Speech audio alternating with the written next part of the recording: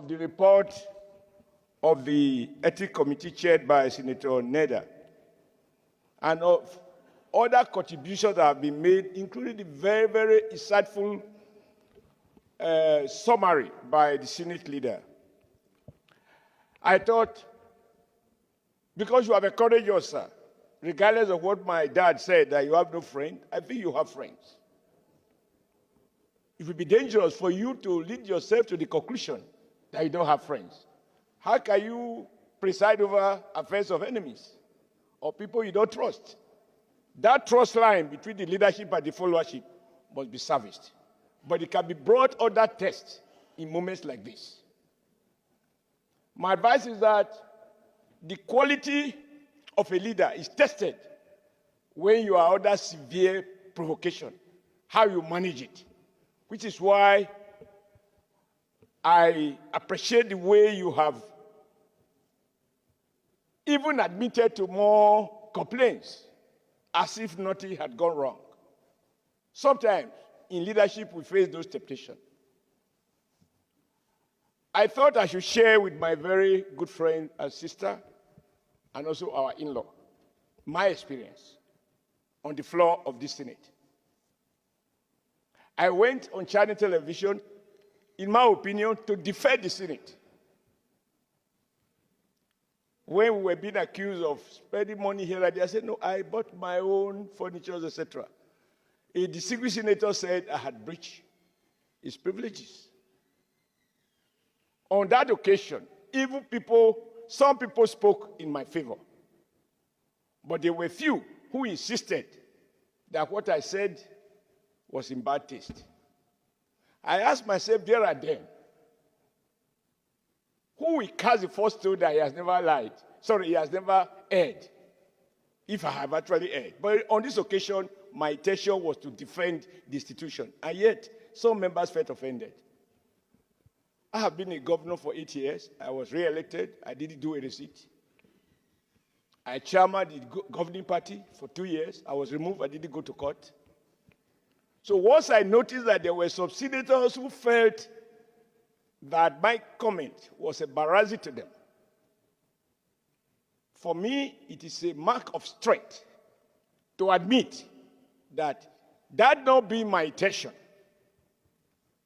that I apologize to those who felt offended by my comment, even as my intention was very noble and clear as far as I was concerned. I think that to apologize is not to belittle yourself.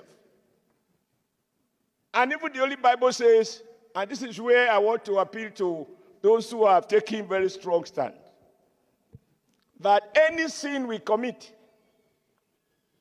once we admit to the fact of our failing, of committing, of breaching any of the 10 commandments of God, that if we apologize to God and confess that we will not do so again, we can still see the kingdom of God.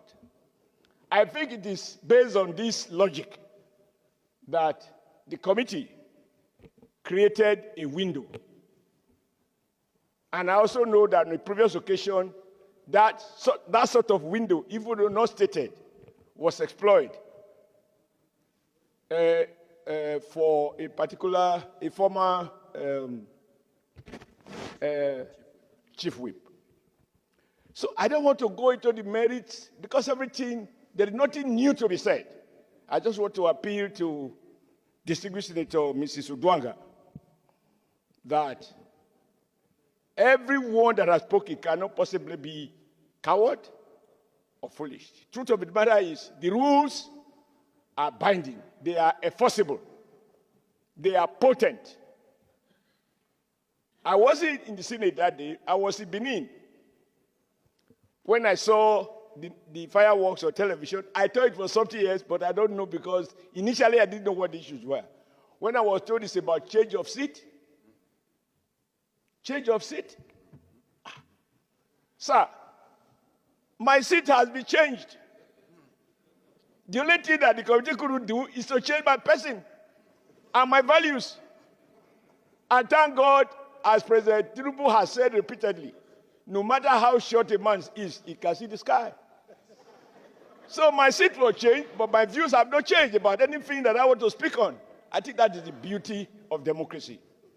This is meant to appeal to Senator Natasha, who you had caused as revealed by the leader of the House, that you even address her as princess of the Senate. I think she can still remain the princess that she has been, provided she doesn't work herself into the conclusion that it's a mark of weakness to admit when maybe out of whatever feeling you have erred. And it bears repeating that the offense is not against the presiding officer. It's breach of the rules under which affairs of this Senate are conducted. I'm not going to go to whether somebody has been favored or not favored.